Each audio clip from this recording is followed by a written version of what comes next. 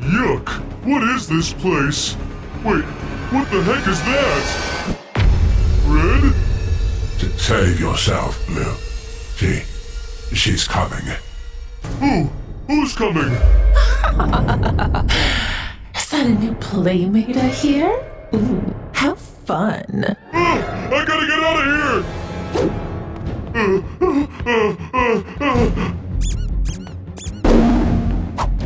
Blue, is that you? Where are you off to in such a hurry? Green, there's no time! Follow me before...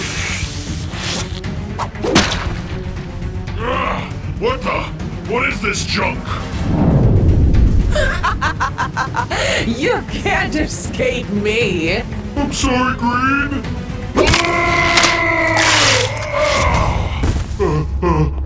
Gotta keep moving, no matter what! Supper time!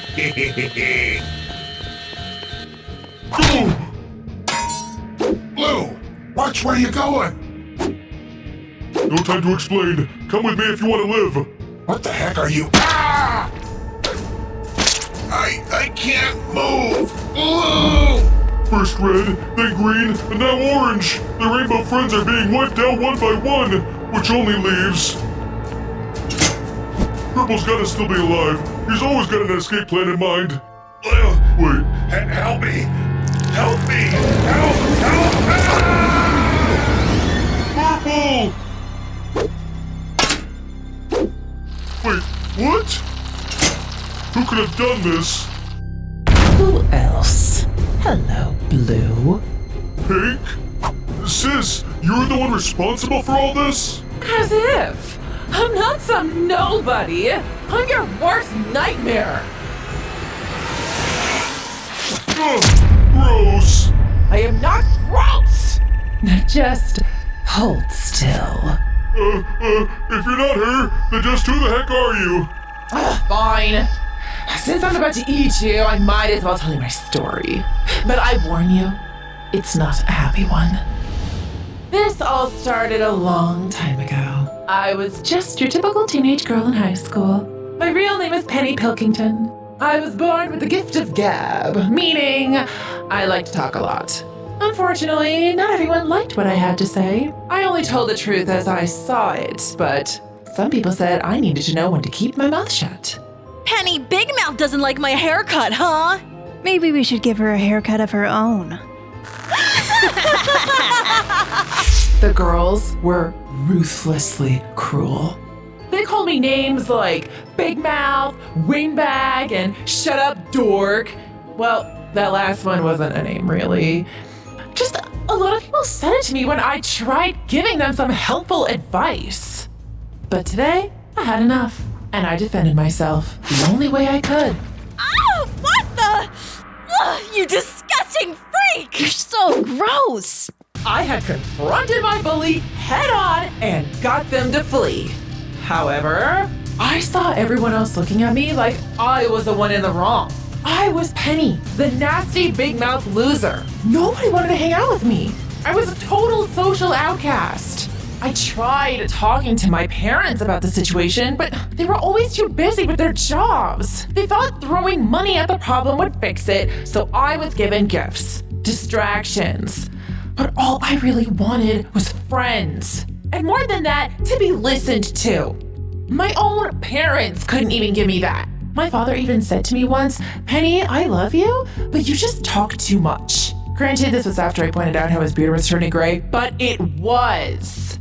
Was it my fault that I was honest? Was it a bad thing? I brought my woes to the principal of the school, but she really didn't like me pointing out the mole on her nose during the discussion. She told me I needed to apologize to the ones who bullied me. I did as I was asked. It was demeaning, and it wasn't right. I vowed then and there to never be silenced again. But if people in real life didn't want to hear what I had to say, then I would turn to someplace else. The internet. Around this time, I used my parents' wealth to buy some recording equipment, and I opened up an online video blog called Penny for Your Thoughts. It turns out on the internet, if you talk and are reasonably attractive, a lot of people are willing to listen. All I had to do was comment on the world, celebrities, media, just anything that came to mind. I even got a blue check mark next to my name. If that isn't validation, I don't know what is. Soon enough, I got quite a following. Even some of the people who made fun of me in school started to reach out years later and apologize. Of course, in keeping with my brand, I called them out for their past bullying publicly and ruined their reputation. It was amazing. I was invited to conventions, to conferences. I even spoke to the UN. People were actually listening to me. Unfortunately, seemed the wrong person took notice. It all started small. People would stop following me here and there. A call-out video would spring up. Regardless, it seems like overnight, my brand was tarnished. No one wanted to listen to me anymore. The world had moved on from my brand of sensationalism, and I was once again a total nobody. A has-been. That's when he reached out to me. A man claimed to be representing a prestigious group of influencer investors, and they wanted to put me on top again. He told me to meet him here at the Rainbow Friends Play Place. For some reason, the alarm bells never went off in my head. I just wanted my fame back, no matter the cost.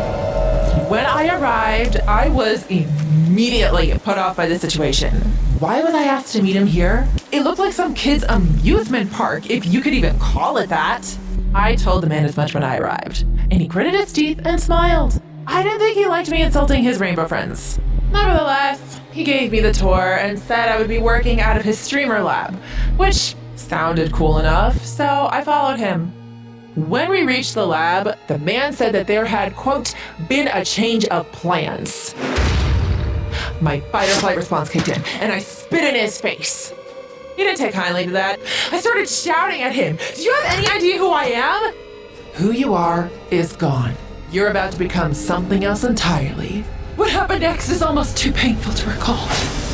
My mouth, which wasn't actually that big before, despite the nickname, began to stretch and expand. My skin was turning pink, and my eyes were stretching out of their sockets. I was a freak, a monster. Apparently, the man had already transformed others into monsters like me, but they were far more subservient. Well, I wasn't about to be controlled. I lunged at him. I even managed to get a good fight in, but he was planning for this. He scurried away and filled the room with knockout gas. Before I knew it, I passed out, and then awoke in a chamber deep beneath the facility. The man came to visit me and told me I was too unruly and annoying, that I talked too much. He said that he couldn't let a good color like pink go to waste, so he just tried again with someone else. After he left, I slumped down in my cell, tears in my eyes. Was this to be my fate?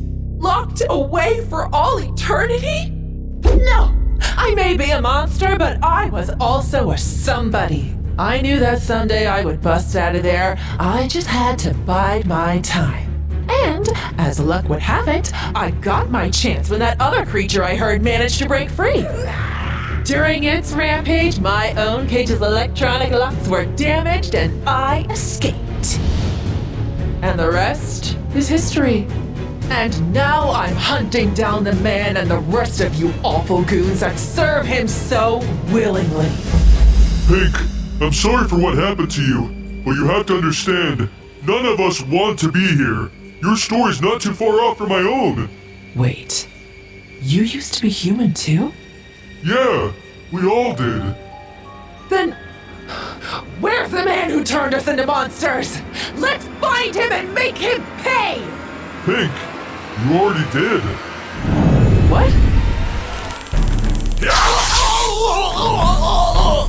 There, that settles that.